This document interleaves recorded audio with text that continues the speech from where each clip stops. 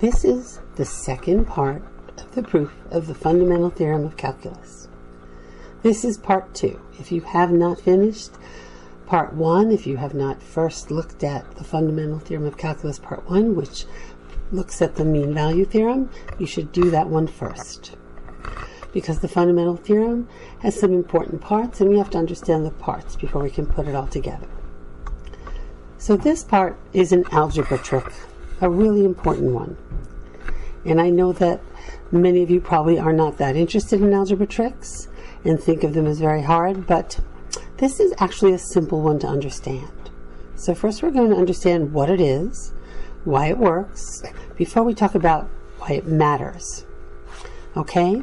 So we're going to look at a simple difference, the difference between 10 and 1, 10 minus 1. What's 10 minus 1? It's 9, right? Why would we need to show this a different way? We don't need to. I'm using it to illustrate something. So I am writing 10 minus 1 in a long and peculiar way. I am writing 10 minus 9 plus 9, minus 8 plus 8, minus 7 plus 7. I'm doing this with all the integers between 10 and 1. And notice I'm accomplishing nothing. Subtracting 9 and adding 9 is like changing by 0. Subtracting 4 and adding 4 is changing by 0. Same thing for all of these. So in fact, the only thing that's really happening is 10 minus 1. That's a very long way to write 10 minus 1. But it works, right? And then I can change the way I write this. I can group them differently. I can group the 10 and the 9. So I have 10 minus 9 plus 9 minus 8. I'm just grouping them differently so that I have this sum where each term has a value. 10 minus 9 is 1, 9 minus 8 is 1, and 10 minus 1 is 9, right? So my guess is I have 9 of these, so that we get 9, each of them being a value of 1. We're never going to do this with integers this way because it's not useful, but you see how the algebra trick works. And I'm also going to show you one more thing that you should think about for a minute before we go on to the next piece. I can write this sum using sigma notation. So I'm starting from here with the sigma notation. Starting with I equals 1, and I'm doing the expression I plus 1 minus I. So if I is 1, 2 is I plus 1, and I'm doing 2 minus 1. And now I goes up by 1, and I is 2. And I plus 1 is 3, and this is 3 minus 2. And I go all the way up to I being 9, and I plus 1 is 10, and I have 10 minus 9. So I can use my sigma notation. That becomes important, remember, when I have too many terms to write. Here I have 9, I can write them out. But if I have too many terms, the sigma notation really helps me. Okay, you may want to rewind this and go back over the integer example, but now we're going to look at subscripts. So we can look at the same idea, but we're looking at subtracting x sub 1 from x sub 6. Now, what does the subscript mean here? The subscript is only a way of naming the variable. So when you see x sub 6, you think you have at least 6 variables, starting with x sub 1, and those are their names. The subscripts give you not just a name, but a way to order them. X sub 1 is first, x sub 2 is second. So it's a convenient kind of naming, and I can apply my trick to this. So think about the difference between x sub 6 and x sub 1, the way we did 10 and 1. We stepped down by first subtracting and then adding x sub 5. And then subtracting and adding x sub 4. This is accomplishing nothing, right? But we're applying our trick. And then we subtract and add x sub 3, subtract and add x sub 2, and the only thing we're really doing is taking x sub 6 and subtracting x minus 1. But using this trick, I can do a different grouping like I did above. So instead of looking at this as x sub 6 minus this activity that adds up to 0, I can look at x sub 6 minus x sub 5 and group that together. And then x sub 5 minus x sub 4 and group that together. So then I have 5 meaningful differences. And I can write them again using sigma notation. So there are 5 of them. X goes from 1 to 5.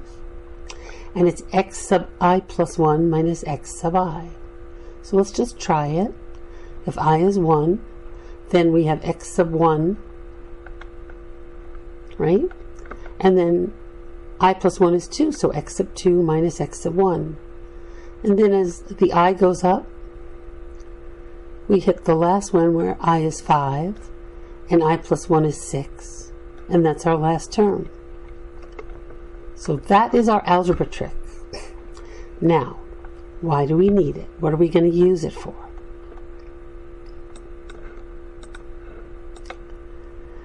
Okay, let's go back to what we're trying to prove and what we know. We know that an integral is an infinite sum. We think of it as an infinite sum of infinitely skinny rectangles. And it's really useful to kind of have a visualization, so I included these pictures. You know, we think of the skinny rectangles as the delta x times the height. The delta x times the height. But what happens here, because of this limit, is that the delta x is getting smaller and smaller and smaller. It's getting infinitely close to 0. So you could think of these 3 pictures as the first 3 pictures in an infinite series of graphs where the delta x gets smaller and smaller and smaller. Now, the pictures make it clear that there are a whole bunch of x values between a and b. And if we use subscripts to name them, we have a way of naming all of them, even if there are an infinity of them. So remember, as we've said before, but maybe you didn't pay close attention, let's let a, which is our usually starting point, be x sub 0. Let's let b be x sub n. Remember, it's complicated because n is getting bigger and bigger, going to infinity. And the difference between the little x values is getting smaller and smaller. But we can name them. The next one after x sub 0 is x sub 1. And then x sub 2. And we keep going up. And the last one is x sub n. So we not only have an infinite set of x values, we can name all of them. Okay, so now let's look back at what we're trying to prove. We're trying to prove that this infinite sum of skinny rectangles is something remarkable. The difference between the antiderivative at b, or x sub n now, minus the antiderivative at a, or x sub 0. So what we're going to do is algebraically transform this expression using our algebra trick.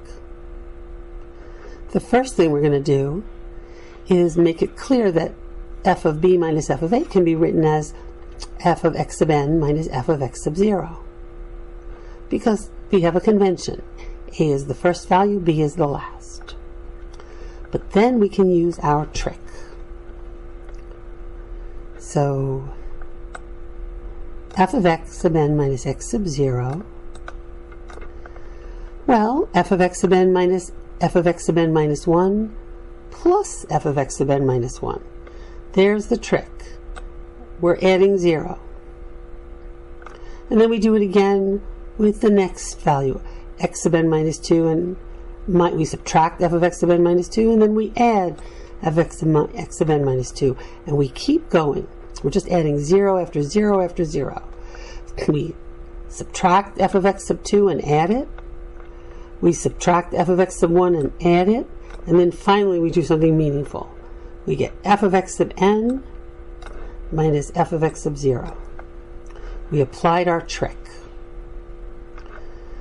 But then we're going to group things the way we grouped them before. F of x sub n minus f of x sub n minus 1.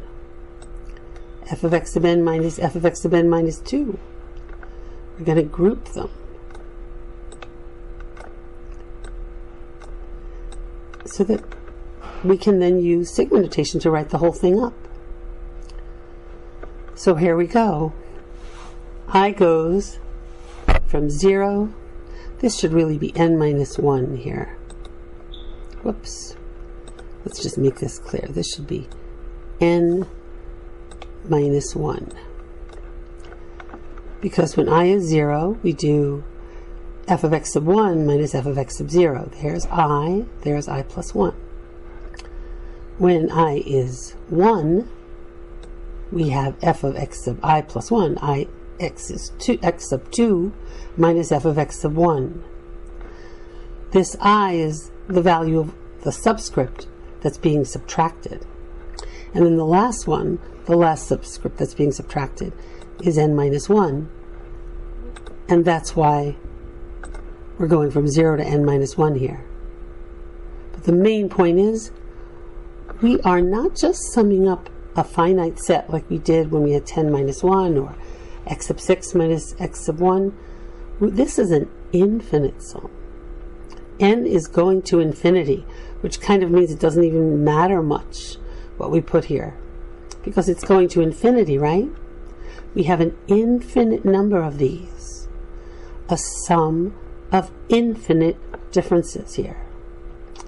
And this infinite sum makes us think of an integral. It's not perfect yet. It doesn't have a delta x, but it is an infinite sum. And it may help us prove that this difference between antiderivatives is an integral. So let's summarize what we know. Right now it's a lot of algebra. And you may need to watch this video again before you feel that you're ready to look at part 3. So the first thing we did in our first video was look at the mean value theorem. You can go back and look at this slope idea, but the main thing is that we have a way to connect a function. Here the function is f prime, and its antiderivative, f. See that? We have a way, any function, any continuous function, any interval from a to b, it can be really small or really big, we can connect the function to its antiderivative. And now, using our algebra trick, we know that what we want to prove, f of b minus f of a, this remember was the antiderivative of our function, is an infinite sum. There's that n, which I'm going to change to n minus 1 again.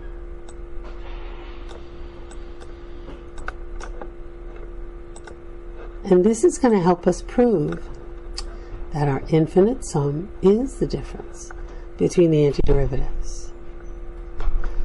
These two facts, we're going to put them together and we're going to prove that this is true.